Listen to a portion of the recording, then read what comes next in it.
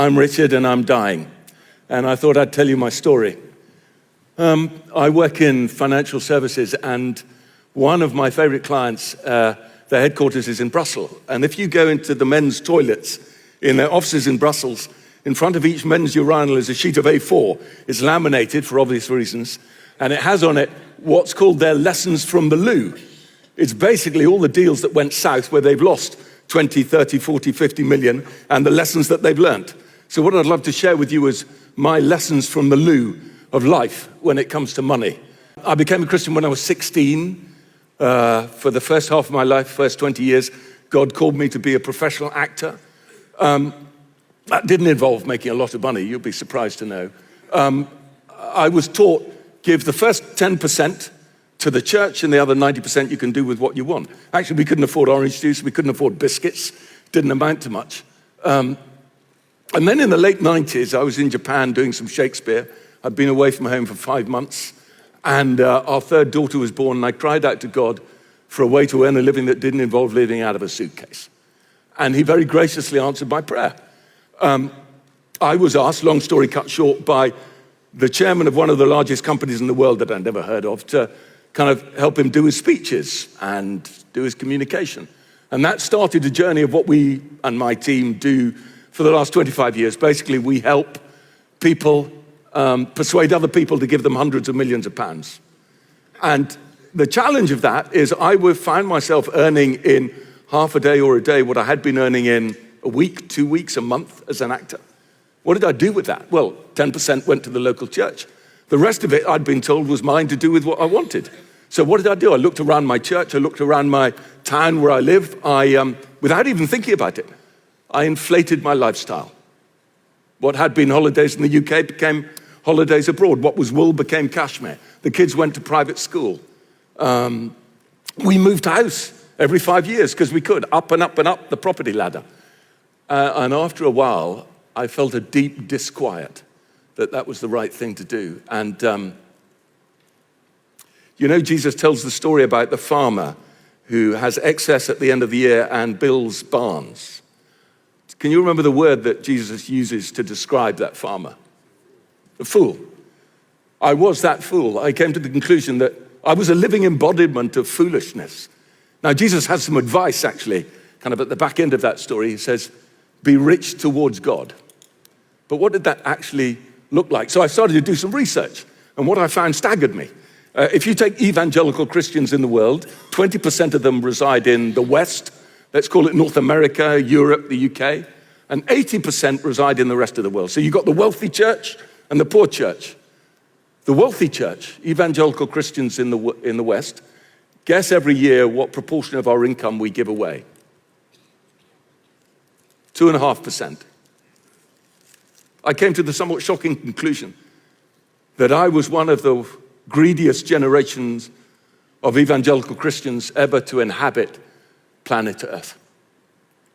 We give our 2.5% to our local churches. On the whole, they spend roughly, statistically, 50% on buildings, 25% on a staff team, 10% on missions. Some of that goes abroad. Net, what does that mean? That means for every £100 that God gives to evangelical Christians in the West, 25p goes outside the West, 1/4%. And this didn't strike me as fair. So what was my responsibility to that? I didn't consider myself wealthy. I basically drove a Ford Mondeo estate. I had clients who earned 100 million a year. They were wealthy, I wasn't. And I did the research. Guess how much you have to earn to be in the top 1% of the wealthiest people on the planet? £30,000 a year. I was earning more than £30,000 a year. I was at the top of God's financial pyramid. If God wanted to fund his work around the world, I'd be the first person that he came to. So what did I do? I opened a stewardship account. We upped our giving percentage. And then the question was, well, who do we give to? So at the time, my local church was raising 4 million for a building refurbishment program. And I can remember saying to my vicar, I'm not sure if God had 4 million spare, he'd invest it in that. Now, leaving aside the extraordinary hypocrisy of me saying that, having moved from a perfectly fine 4-bedroom house to the 5-bedroom house that was my doer-upper. Leaving aside that hypocrisy, I still thought that was the right thing to say. So we did support our local church, but also we determined that most of it would go overseas, because that's where the huge opportunity for the gospel is, and that's where the massive needs are. So my clients are very smart investors, and one of their principles are invest in great people doing great things. So that's what I prayed for, great people doing great things. There was a girl in our church. She'd just come back from her gap year. She was 18 years old. She went to Romania, and in her gap year, she found 5- and 7-year-olds sleeping off the streets. So she started an orphanage in her gap year. She wanted money. There was money in our pot, in our stewardship pot. We supported her. Then my business partner took me to Uganda, to an orphanage there. I didn't want to go to Africa, frankly. The idea horrified me, but he dragged me there. He bribed me to go there. And what I found astonished me. I found couples who'd moved into the African bush. This was at the height of the AIDS crisis. Christian couples. And they built a house, and the house had 3 rooms. In the first room, they put 7 beds for the 7 orphan girls they adopted. In the second room, they put another 7 beds for the 7 orphan boys they adopted. In the third room is where they lived. And I suddenly had this epiphany. I'm not part of some irrelevant subculture of Christians in the UK believing weird stuff. I'm part of a global network of inspirational, extraordinary people doing amazing things. And they could do with my help. And I had enough money in the pot to help them. I can remember taking my daughter there, and we went on holiday to one of Uganda's national parks. It's beautiful. And when I was on holiday, I suddenly thought, I wonder if these kids have been on holiday in their own country. And I said to Sam, how much would it cost to actually take these 80 kids and their parents, community of 150 people, on holiday, probably the only holiday of their life, to one of their own national parks? And he gave me the number. Do you know what the number was? It was less than we would spend on a bog standard 2-week holiday in Europe for a family. And there was money in the pot. Jesus said something really interesting about money. He says, where your treasure is, there will your heart be. When I invested in that holiday, it gave me such joy, and it still does to this day. And the more I invested in his kingdom, the more joy I got, more than the joy of a new house, a foreign holiday, whatever it might be. And then somebody said, why don't you meet a man called Eric in Paris? We'll meet at a bistro. Never a hard thing to do, to have a meeting in a Parisian bistro. I went there and I said, Eric, what are you doing? He said, this was the beginning of the 2000s. I want to use the internet to convert the French. Good luck with that. How are you doing that? This was at the beginning of the internet, by the way. So my corporate clients were using the internet, but I hadn't met a Christian who was doing it. He said, I'm converting the gospel into like a 7-minute YouTube video called The Father's Love Letter. I'm then strategically using Google AdWords to draw people to watch it. And when they watch it, they can click on a link if they want to become a Christian. I went, that's smart. So what are you finding in terms of conversion rates? He said, for every 100 people who watch it, 4 people say they want to become a Christian. I went, that's extraordinary. And what's your vision? He said, well, I want to translate it into the other major languages. There are 30 of them. English, Spanish, Farsi, Japanese, Chinese, etc., etc. I went, how much would that cost? He gave me a number. There was money in our pot for it. And I'll tell you, I came out of that meeting and I'll tell you how I felt. Imagine, it's about 20, 30 years ago, you're in Harvard. Next door to you is a strange man called Mark Zuckerberg. And he wanders in one day and he said, I'm going to start this thing. I've got a weird name for it, Facebook, but I need some cash. And if you give me some cash, I'll give you shares in the business. If you knew then what you know now, what would you sell in order to get shares, be the first investor in Facebook? I would sell everything and wander around in underpants for a year. I'd persuade my parents to sell their home, cash in their chips. That's what I felt like. My mind space moved from, what's the minimum percentage I can get away with before God? And what is the most I can get for eternal treasure? Here's what I think. God pays us this is chocolate money. Can you see this? It's what you consume at Christmas. All the money we have this side of heaven is chocolate money. We can consume it, or when we invest it globally in what he's doing, locally, regionally, nationally, internationally, it becomes eternal treasure. And suddenly I was thinking, why should I spend 20 grand on a car when I can buy a old banger for 5 and invest 15 for eternity? Long story cut short, I'll take you to 2005. Our marriage collapsed. I was feeling awful. What was my first response to that? I'll buy myself a holiday home. That'll make me feel better. I like the sea, I like golf, I'll get somewhere there. And then a friend rang me up and said, don't be stupid, Richard, you're self-medicating your pain. There are better things to do with the money. And there were. There's a devotional I love called God Calling. 2 old ladies, about 100 years ago, anonymous. When they prayed, Jesus spoke to them and they wrote down what he said. And every January the 5th, I'd read this. This is what Jesus said to them about money. Don't be afraid of poverty. Let money flow freely. I will let it flow in, but you must let it flow out. I never send money to stagnate, only to those who pass it on. Keep nothing for yourself. Hoard nothing. Only have what you need and use. This is my law of discipleship. I wanted to be brave. I wanted to be braver. I wanted to be like that. I wanted to live without a safety net. So I stopped paying into my pension fund. And I set my lifestyle, and then I determined to give whatever the excess was away to invest it in the kingdom. I wanted to do that, but it was terrifying. Every January, I'd feel the enemy say to me, Richard, because I'm self-employed, at the beginning of a year, my diary's empty. Every January, I'd feel the enemy say to me, you know, this is the year you get found out. You know, this is the year that nobody's going to ring you. And I'd felt Jesus saying to me, will you give me until Christmas, Richard? If you're on a park bench at Christmas, we can have a conversation. For 15 years, I was fearing that park bench, and I've got 15 of these paper diaries in my bedroom to prove that you cannot outgive God, that God meets your needs in every conceivable way. And that for me was really, really exciting to be part of that journey. And then I'll take you to 2014, Christmas Eve. I'm in a hospital in Watford, and a young man who looks like he's about 16, is actually a doctor, comes and kneels down, looks up into my eyes. That's never a good sign, is it? And he says, you've got cancer. We think you've got cancer.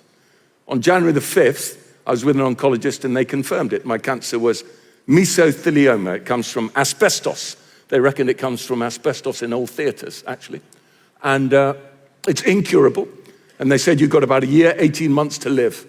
At that point, my son, who was in the meeting, had his laptop open. He said, Dad, I found it. I said, what have you found? He said, I found a mesothelioma joke. The oncologist was somewhat surprised. I said, okay, what's the joke? He said, how do you treat a patient with mesothelioma? As best as you can. Anyway, memorable moments. Since then, I've had chemotherapy, 2 big operations, 60 rounds of immunotherapy, 60 rounds of radiotherapy. A couple of months ago, they said the cancer's moved from the right lung to the left lung. It's stopped working, so we're going back to chemo. So I'm in the middle of chemo, so my brain's a fog and I have to sit down. And here's my thought. The closer I get to death, the more grateful I am. Because I'll tell you this, if somebody's got a servant heart, I've got the opposite. I've been awful at talking about my faith to other people. I've been dreadful at inviting people to Alpha or Christianity Explored or whatever it might be. But the fact that Jesus gave me an opportunity to invest some of the money that he's given me in the first place, I mean, don't you find it fairly hysterical that a rather stupid unemployed actor is employed to advise people to persuade other people to give them hundreds of millions of pounds? I find that ludicrous. But the chance to make a difference. We have a cancer club at church. It's not the most popular club, to be fair. I like it. We've lost a few, we've gained a few over the years. One of my friends, Sandra, is dying at the moment. And she said, the closer I get to death, everything drops away apart from 2 things. Love, the love that God has for me, the love that I have for others. And making a difference. Every day, can I make a difference? She coaches from her bed 6 people. She's an extraordinary woman. And I can resonate with that. The chance to make a difference is so important to me. A young man called Ed phoned me up a couple of years ago. He said, we found a people group in India that has no gospel presence at all, and we found 15 Indian evangelists who want to go full time to invest their time in reaching the gospel with them. I went, Ed, how much would that cost? He went, all in all, 15 full-time evangelists, unreached people group, £12,000 a year. £12,000 a year to change the lives of an entire people group. That really excited me. It still does.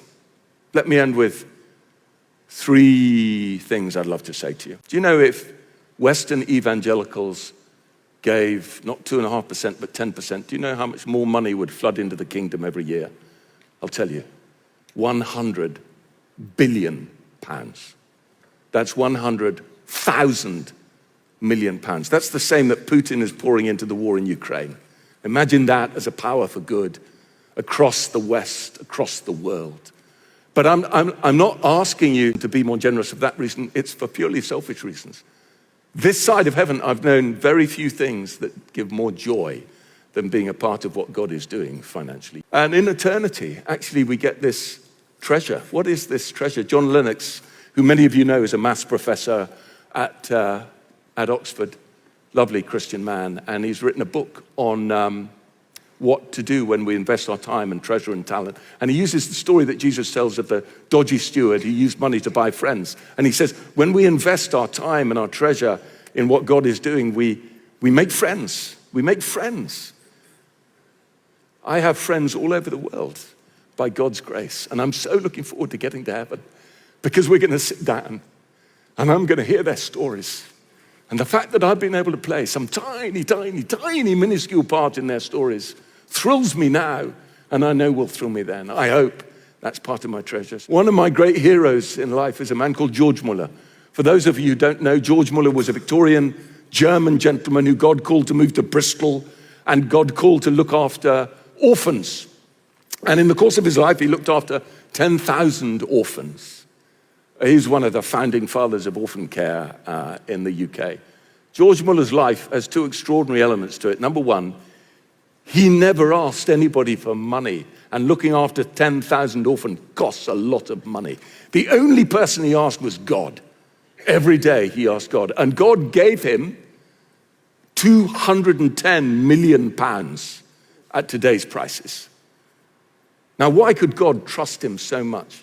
I think the second thing that makes Muller extraordinary is of the 210 million pounds that God gave him, he gave away to other ministries all across the world, 70 million. 1/3 he gave away. Do you know what Muller's legacy is? Because at some time he supported 200 missionaries in China. Muller's legacy isn't just what he's achieved in the UK, it's the growth of the Chinese church. Muller's legacy 150 years later is the 120 million Christians in China who were there because partly of what he funded. So my question to you is, are you not just serving your local communities and your churches, but are you serving the global church? Because Western money can make a huge difference. Let's take the 4 million that we spent on our refurb in our church. If you invested 1 million and you gave it to my friend Ed and a charity called 500K in India. India, you know, has 500,000 villages with no Christian presence at all. 1 million there would support 500 full-time evangelists for 3 years and lead to the planting of between 1,000 and 1,500 churches. If you put 1 million to work in Africa, where so many families live on less than $1 a day, and you gave it to a Christian charity called 5 Talents, you'd actually support 10,000 women, the poorest of the poor, to be able to read and write and count and save and earn their way out of poverty. If you invested 1 million in Bible translation, because we know without the Bible you can't evangelize, and there are still 2 billion people on the planet with no translation of scripture in their heart language. If you invested just 1 million, you'd be able to translate the Bible for a people group of 20 million and make God's story accessible to them. And then if you were really strategic and you decided to use the internet to access the 12 least reached countries in the world, do you know what 1 million would achieve if you gave it to Jesus.net, who are very smart at this stuff? you'd basically, in those 12 countries, enable the gospel to be seen 100 million times, which would lead to 200,000 people indicating that they wanted to come to Christ and to be followed up online. Think of the difference that 4 million can make around the world. The last thing I want to say is this: thank you. Thank you and bless you in everything you have done for his kingdom, in everything you are doing, and in everything you will do. Bless you.